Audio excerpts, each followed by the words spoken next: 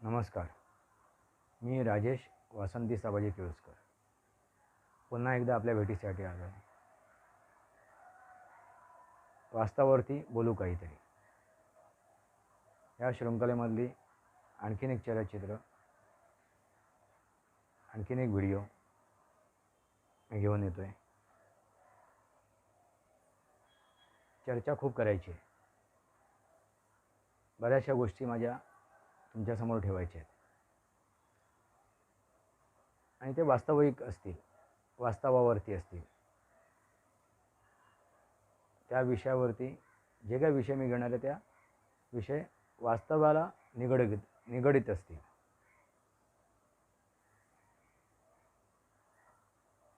जेवढं शक्य होईल तेवढं मी माझ्याकडून माझे विचार मांडेन, आपल्यापर्यंत पोचवेन. माझी आशा आहे, माझी इच्छा आहे की आपले विचार माझ्यापर्यंत पोचावेत. मग ते कमेंट्सद्वारे असू देत, ते माझ्यावर पोचावेत अशी माझी एक इच्छा आहे. माझं हे चलचित्रण, हा व्हिडिओ, हे जे काय मी ठरवलं आहे, हे जे काय मी बोलतो आहे, हे जे काय माझं वक्तव्य आहे, हे आपल्याला पटलं असेल, आवडत असेल तर लाईक करा, मला प्रोत्साहन मिळेल.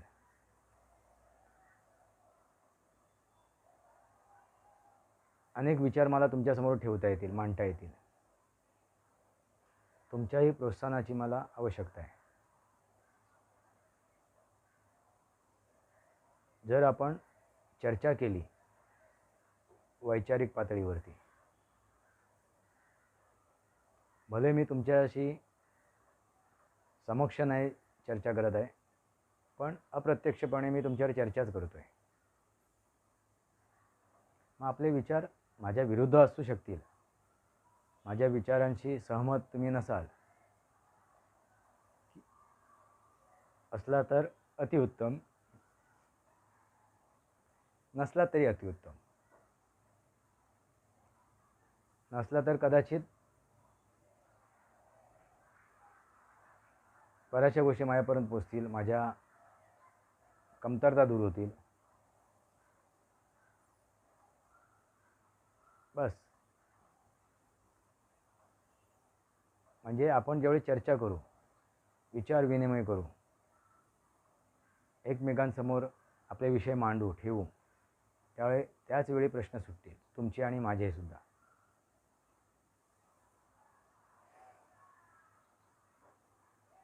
त्यामुळे मी तुम्हाला एक विनंती करतो आहे, तुम्हाला जे माझे हे चलचित्रण आवडत असतील, व्हिडिओ आवडत असतील किंवा आवडत नसतील, तर त्याप्रमाणे तुम्ही माझ्यापर्यंत आपले विचार पोचवू शकता.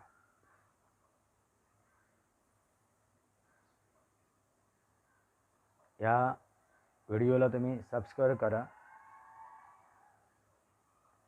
म्हणजे मी जे काही व्हिडिओ टाकेन, अपलोड करीन, ते तुमच्याकडे पोचतील.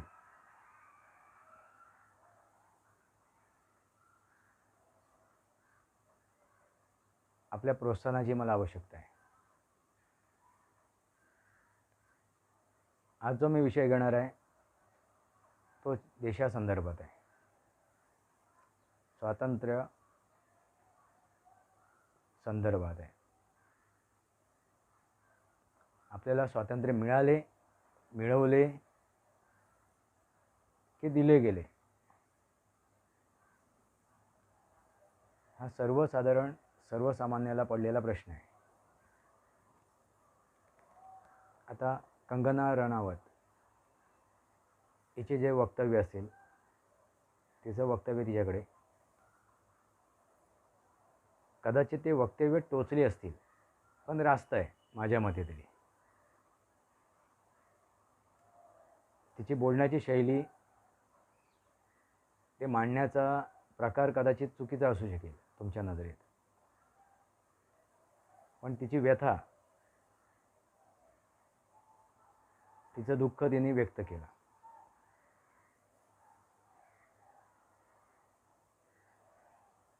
आता 2014मध्ये भारत स्वातंत्र्य झाला की नाही झाला ही वेगळी गोष्ट आहे, पण 1947 साली जो आपण साजरा करतो, भारत स्वातंत्र्य झाला, आझादी मिळाली, याचा आपण इतिहासच शोधला नाही, वाचला नाही, समजून घेतला नाही. थोडक्यात मी जास्त काय इतिहासात सखोल जाणार नाही. थोडक्यात माझ्यासमोर जे प्रश्न आहेत ते प्रश्न तुमच्यासमोर मांडेन. तुम्हाला तर जर ते पटलेत, उमजलेत, कळलेत,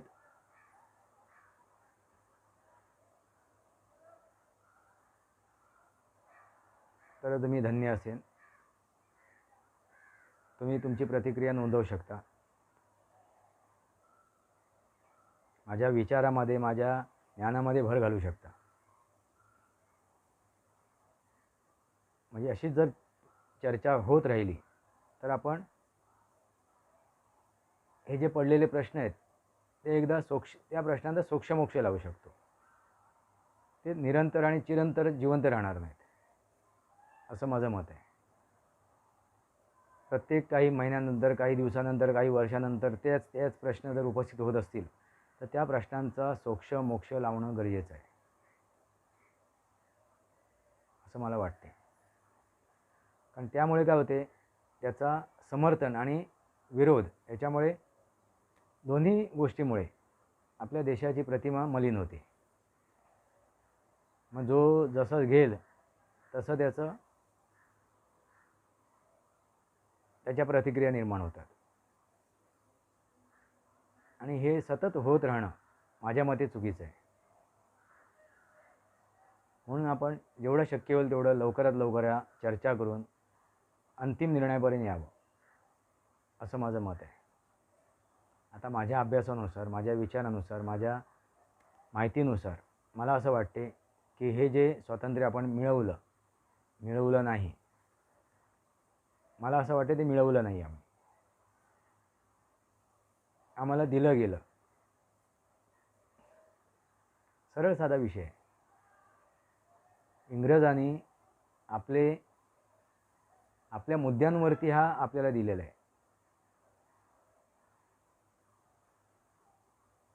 आपण हे मिळवू शकलो असतो.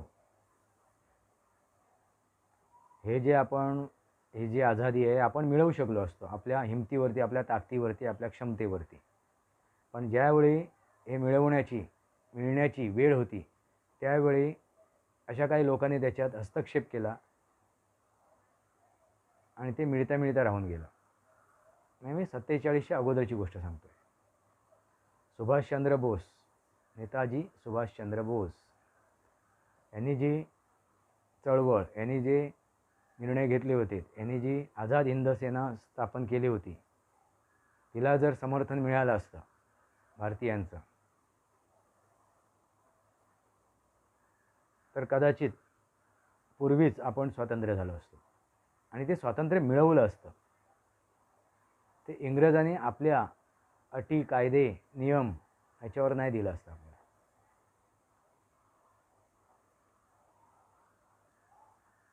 ते देऊन गेलेत. त्यांना माहीत होतं यापुढे जर आपण थांबलो तर आपली नामुष्की होणार आहे आणि नामुष्की उडवली जाऊ नये म्हणून त्यांनी वेळ साधून, संधी साधून ही गोष्ट केली. कारण संधी साधू होतेत आपल्याकडे. 2 प्रकारचे संधी साधू होते.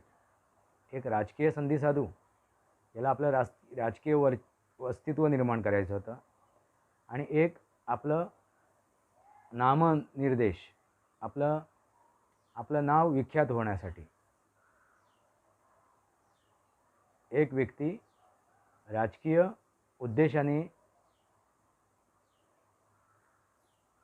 प्रेरित झाली होती आणि एक व्यक्ती आपल्या नावासाठी, आपल्या मोठेपणासाठी प्रेरित झाली होती. आणि त्या उद्देशाने त्या 2 व्यक्तींनी, मी त्यांची नावं नाही घेत, तुम्ही समजून जा, किंवा माझ्या मते ते नाव घेण्या इतके श्रेष्ठ नाही आहेत, असं माझं मत आहे, माझं वैयक्तिक मत आहे. त्यांना मी 100% नाकारत नाही आहे, पण त्यांनी जे संदर्भात, या रयतेसंदर्भात, या समाजासंदर्भात, या नागरिकांसंदर्भात जे काही निर्णय घेतलेत ते चुकीचे होते. आणि या चुकीच्या निर्णयांमुळे जी काही आपल्याला आझादी मिळाली ती चुकीच्या प्रकारे मिळाली.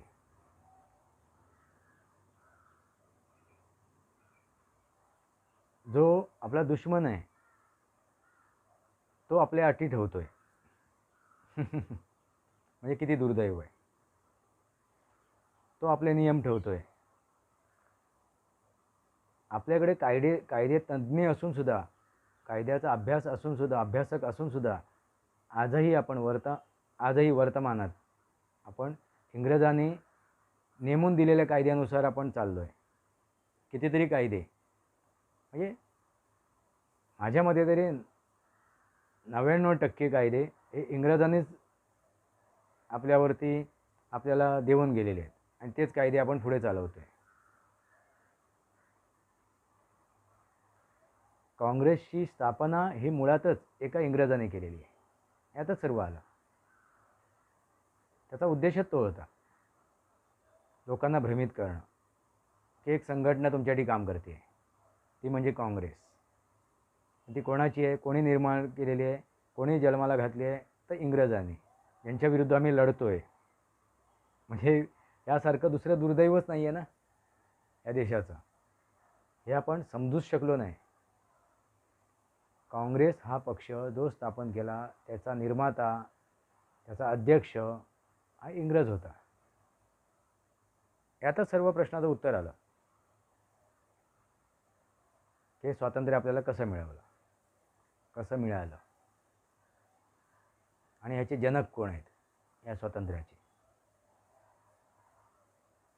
एक राजकीय अस्तित्वासाठी झटणारा माणूस आणि दुसरा आपल्या नावासाठी झटणारा माणूस.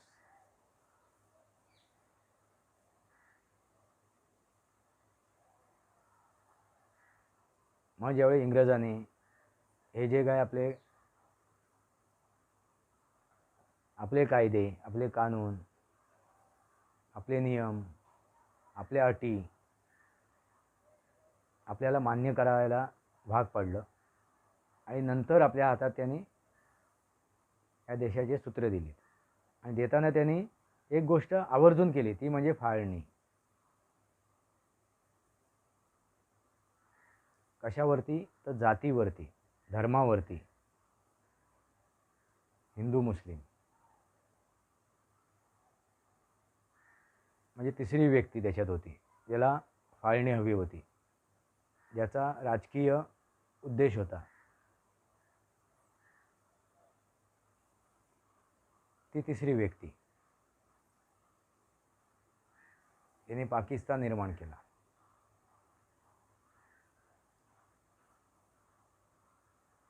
त्यालाही राजकीय भविष्य हवं होतं,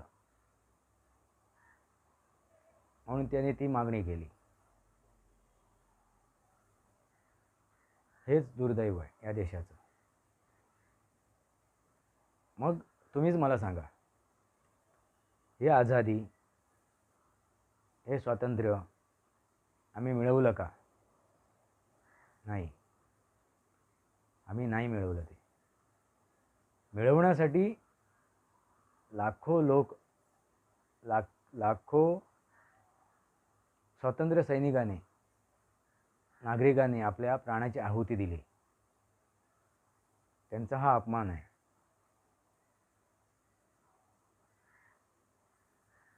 अटीवरती मला सांगा, कोण अटी करतोय? अटी कोण लावतोय? आपल्या अटी कोण ठेवतोय? तर आपला शत्रू, आपला दुश्मन, ज्याने आपल्याला पारतंत्र्यात ठेवलं, ज्याने आपल्याला गुलाम बनवलं, तो आपल्यावर अटी ठेवतोय आणि आपल्या अटी लादतोय आणि सांगतोय हे तुम्हाला दिलंय. अरे काय दिलंय? हे पूर्ण स्वातंत्र्य नव्हतंच. मला पूर्ण स्वातंत्र्य कधी मिळालं असतं तर कोणतीही अटी नाही, सर्व गोष्टी आम्ही ठरवल्या असत्या, तर सर्व निर्णय आमचे असते, तर हे कसं मिळालं असतं तर लढून, रडून नव्हे.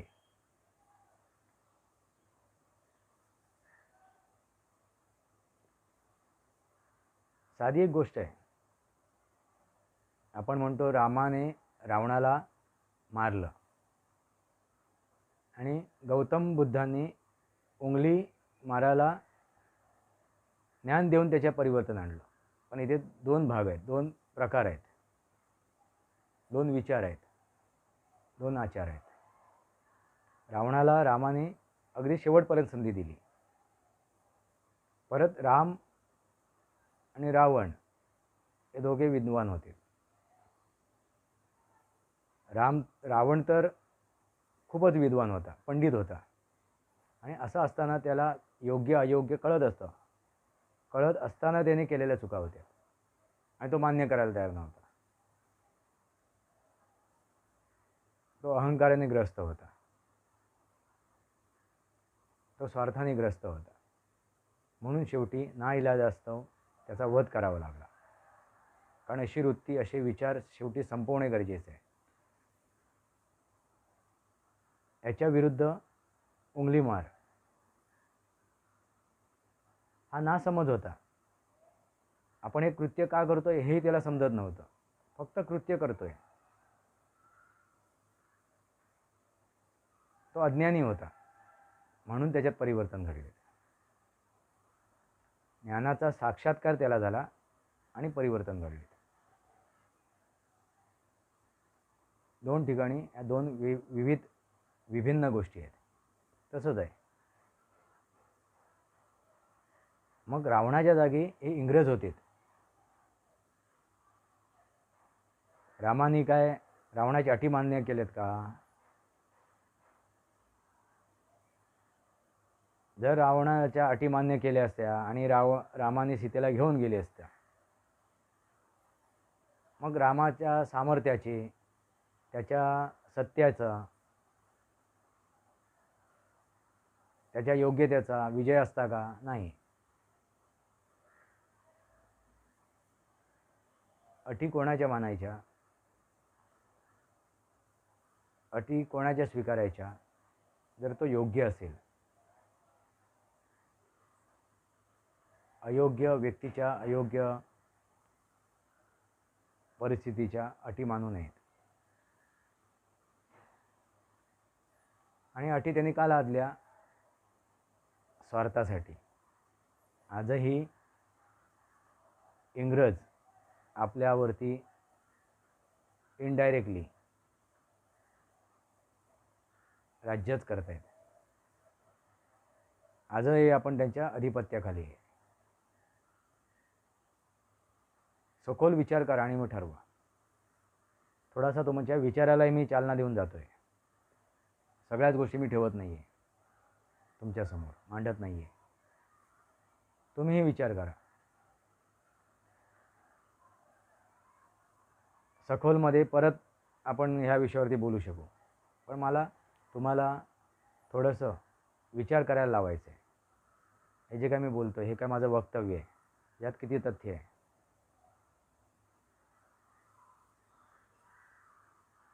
याचाही तुम्ही विचार करा. मग हे जे स्वातंत्र्य आहे हे आपल्याला कशा प्रकारे मिळवलं आहे, कशा प्रकारे मिळालं? मग आपण स्वातंत्र्य सैनिकांनी, ज्यांनी रक्त सांडलं, ज्यांनी आपल्या देहार्पण केलं, देहाचा त्याग केला, आपल्या कुटुंबाचा ऱ्हास केला,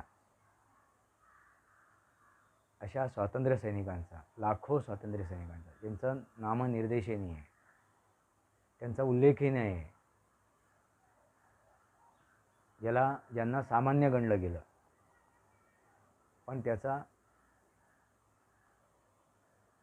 त्याची मेहनत, त्यांनी केलेलं बलिदान हे व्यर्थ जाऊ नये. म्हणून आपल्याला आता हे शोधणं गरजेचं आहे, एवढ्यासाठी की आम्ही त्यांचा माफी मागू शकतो. जर आपल्याला हे कळलं की आपण त्यांचा अपमान केलेला आहे, तर आपण त्यांची माफी मागू शकतो की आम्ही चुकलो, आमच्या पिढीने ही चूक केली, आमच्या पूर्वजांनी ही चूक केली, अशी आपण माफी मागू शकतो त्यांच्या आत्म्याजवळ. त्यांचं बलिदान व्यर्थ जाऊ नये अशी माझी इच्छा आहे, असं मला वाटते.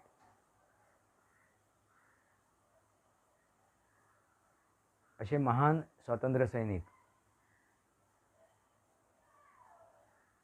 संपुष्टात आलेत, त्यांचं नामनिर्देशही नाही, त्याचं दुःख आहे. फक्त एका परिवारापुरतं, फक्त एका व्यक्तीपुरतं हा इतिहास फिरत राहिला, घुटमळत राहिला. ते थांबलं पाहिजे. ते कुठेतरी थांबलं पाहिजे आणि वास्तविक जे विचार आहेत, जो इतिहास आहे, तो समोर आला पाहिजे. आपण किती खोट्या गोष्टीवरती, खोट्या आशेवरती, खोट्या विचारावरती जगणार आहोत. पुढच्या पिढीला ह्या गोष्टी समजणे गरजेचं आहे. हा इतिहास एवढ्यासाठीच वाचला जातो, समजला जातो, अभ्यासला जातो की पूर्वीच्या लोकांनी इतिहासात जे काही घडलं आहे त्याच्यातून आपण मार्गदर्शन घेऊन पुढची पिढी आपल्याला घडवत असते. त्यांच्या चुका सुधारून पुढे त्या चुका होऊ नयेत, आपल्या आयुष्यात घडू नये याचा विचार करून पुढची पिढी जगत असते. जर आपण चुकीचा इतिहास जर ठेवला आणि पुढच्या पिढीवरती त्याचे परिणाम होऊन त्यांचं भविष्य जर अंधारात गेलं, त्यांचं भविष्य जर दुःखकर झालं, तर त्याला कारणीभूत आपणच असणार आहोत. म्हणून खरा इतिहास हा समोर येणं गरजेचं आहे, अशी माझी एक विनंती आहे सर्वांना. कंगना काय म्हणाली आणि कंगनाचे विचार कितपत टोचलेत यापेक्षा वास्तव काय आहे, ते योग्य आहे की अयोग्य हे तपासणं गरजेचं आहे. आपल्या देशात, आपल्या राज्यांमध्ये जे काय महान विभूती होऊन गेले त्यांचा इतिहास आपल्याला माहितीच नाही आहे. तुरळक माहिती आहे. मग तो इतिहास कधी आपल्याला समजणार? तो इतिहास आपल्यापर्यंत कधी पोहोचणार? जे लुटारू होते, जे मोगल, जे मुस्लिम लुटारू, त्यांचा इतिहास आपल्याला वाचण्यात काय आनंद मिळतो याचाच अर्थ मला कळला नाही. इंग्रजांबद्दल आपण वाचतोय, अरे पण आपण भारतीयांबद्दल कधी वाचणार? भारताचा इतिहास आपण कधी शोधणार? भारताचा इतिहास आपण तळागाळापर्यंत कधी पोहोचवणार? तरच आपण इतर जगासमोर तो आणू शकतो, ठेवू शकतो. आधी आम्हालाच कळला नाही आहे, आपल्यालाच कळला नाही, तर आपण जगाला काय सांगणार? हे एक दुःख आहे. म्हणून तुम्ही विचार करा, हे स्वातंत्र्य आपल्याला कशा प्रकारे मिळालं आहे, खोलात जाऊन विचार करा. आता कंगनाचा विषय दुसरा, 14 नंतर. 14 नंतर आझादी नाही, पण देशाला आपण आझादही म्हणू शकतो, कारण आपण आपल्या विचाराच्या बंधनातून आझाद झालो आहे. आपण एका संकुचित वृत्तीतून आझाद झालो आहे. आपण संकीर्णातून विस्तीर्णाकडे गेलो आहे, हे आपण म्हणू शकतो. आझादी आपल्याला मिळाली आहे, इंग्रज गेलेत, आझादी मिळाली. मग ह्या आझादीचा वापर फक्त ती कशी मिळाली हा एक विषय आहे. आझादी मिळाली, मिळवली नाही आपण, मिळाली, दिली, चला ठीक आहे, एक आपण मान्य करून घेऊया, आझादी मिळाली, आझाद आहोत आपण. बोलण्याचा, वावरण्याचा, जगण्याचा आपल्याला अधिकार आहे. पण ती आझादी आपण कशी टिकवायची आहे. मला एक प्रश्न पडतो, इतक्या वर्षात आपण किती सुधारलो, किती प्रगती झाली. जपानसारख्या एका देशावरती हिरोशिमा नागासाकीवरती अणुबॉम्ब पडून बेचिराग झालेला देश आज इलेक्ट्रॉनिकमध्ये, इलेक्ट्रिकमध्ये किंवा अन्य क्षेत्रामध्ये अग्रगण्य आहे. एवढी तरी आपली दुर्दशा झाली नव्हती? एवढा आपण बेचिराग झालो नव्हतो? मग ही आपली अवस्था का? ही परिस्थिती का आली? ही कोणी आणली? आम्ही फक्त लोकशाहीचा राजा एक दिवसासाठीच बोलतो, हे दुर्दैव आहे.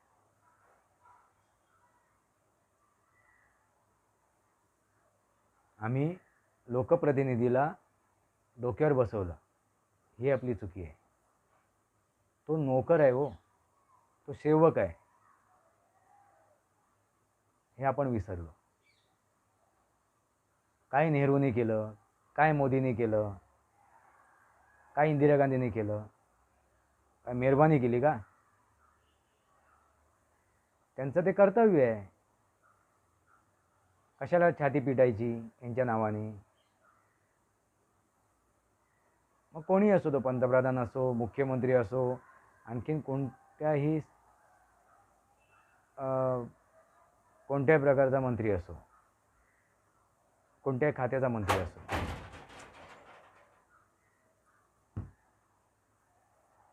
काय ही साधी सरळ गोष्ट आहे. तो मंत्री कोण आहे? सेवक आहे. तो मंत्री कोण आहे? कर्मचारी आहे, आम्ही नेमलेला.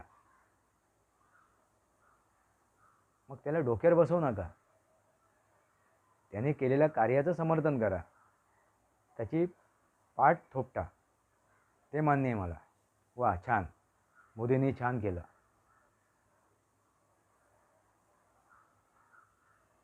नेहरूने छान केलं, इंदिरा गांधीने छान केलं, किंवा हे योग्य केलं, अयोग्य केलं. पण त्यांच्या मागे लागून व्यक्तिनिष्ठा, व्यक्तीवरती हे न ठेवता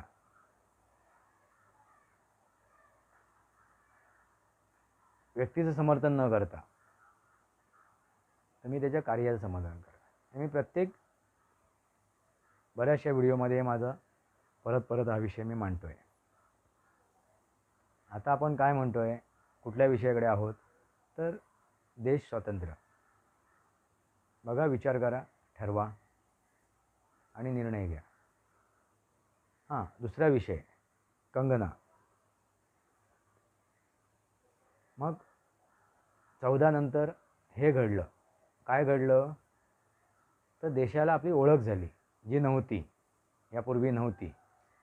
होती, पूर्वीही होती, पण ज्या प्रकारे हवी होती ती ओळख नव्हती. जी समृद्ध आपल्याकडे आहे, जे टॅलेंट आपल्याकडे आहे, जी विचारक्षमता आपल्याकडे आहे, जे संस्कार आपल्याकडे आहेत, जी ताकद आपल्याकडे आहे, याची ओळख 2014 नंतर झाली. हे सत्य आहे आणि हे सत्य कोणीही नाकारू शकत नाही. जास्तीत जास्त प्रमाणात झाली. हे सत्य, हे वास्तवता आहे, याचं वास्तव्य, याची वास्तवता.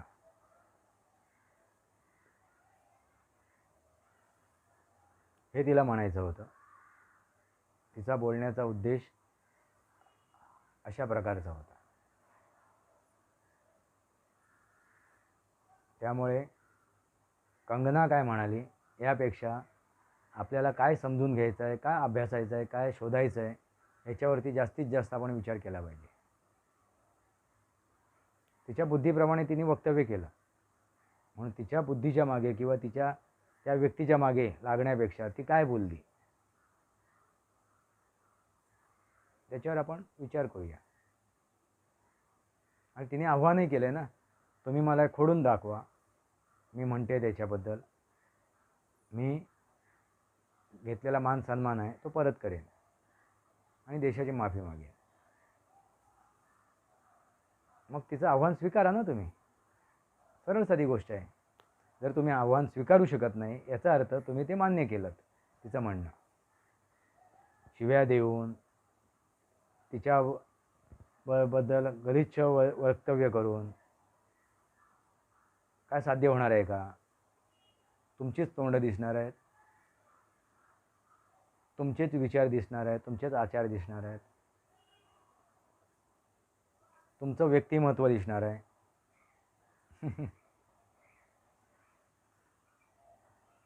अरे तुम्ही तिला वैचारिक विषयावरती, वैचारिक पातळीवरती तुम्ही तिला विरोध करा. बघा, देशाला स्वातंत्र्य मिळवलं, दिलं गेलं की आणखीन काय केलं त्याचा आता तुम्हीच विचार करा. आपल्यासमोरच हा विषय ठेवतोय, आपल्यासमोरच हा विषय मांडतोय, तुमच्या विचाराधीन ठेवतोय